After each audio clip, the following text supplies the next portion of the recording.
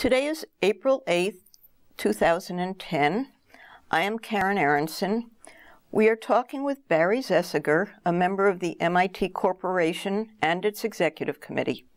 Barrie served on the search committees that nominated its current president, Susan Hockfield, and MIT's current chairman, Dana Mead, and is a member of the committee looking for the next chairman. She is also one half of the couple whose name graces the hugely popular Zessiger Sports and Fitness Center at MIT, or the Z Center, as it's widely known. Barrie, thank you for talking to us. Yeah, it's my pleasure.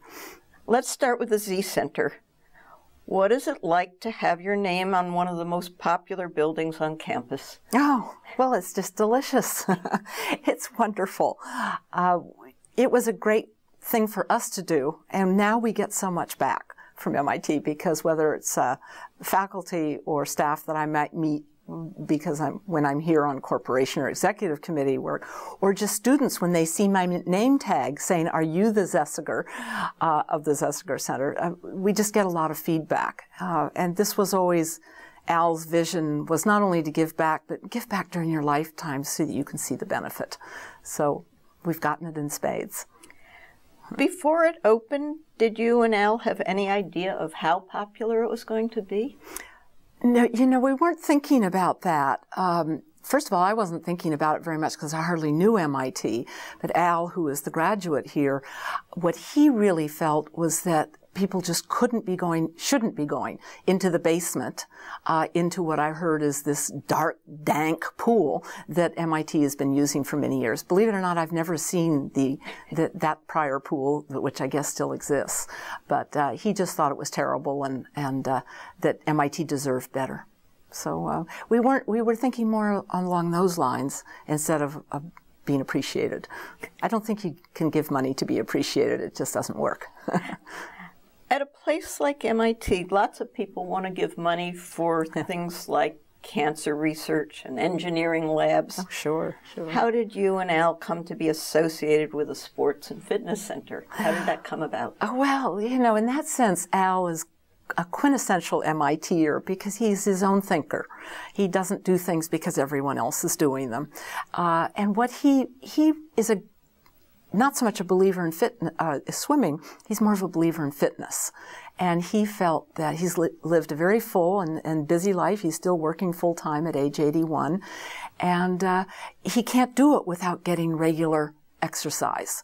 And so for him, it was really something that he did naturally when he was young. By the time he was 30, he realized that he had to think about it more, that he had a day job, he had to sit in a desk, and therefore he had to make more of an effort to go out and get his exercise. And so that was the genesis really in his mind for the idea that you really need to work out. And that was as important to him as that enabled him to do what he wanted to do in life. So it became very important. And he understood that you're not going to be backing a Nobel laureate or whatever, but he didn't care. He's his own man. He does what he thinks is important.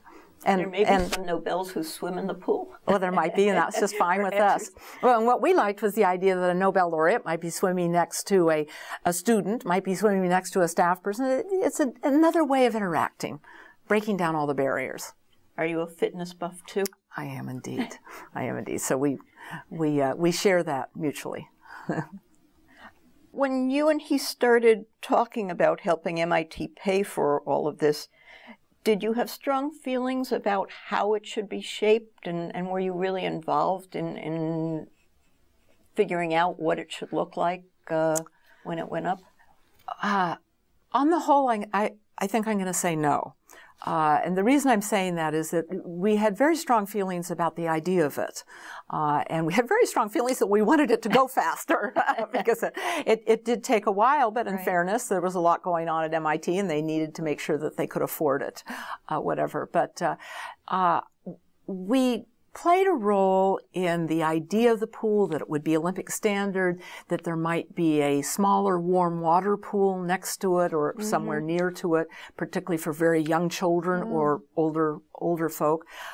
We had the idea that it'd be fun to have the fitness draped around it so that the two interplay together and one can watch the other, so to speak.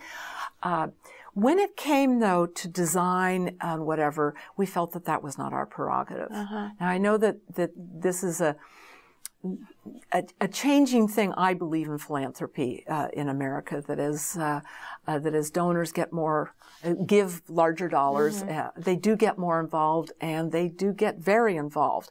And maybe I have my corporation hat on here, but I think that there's a line that one should not cross as a donor. And so it really was up to MIT to figure out what it could handle, what it could do financially, how it interacted with other buildings.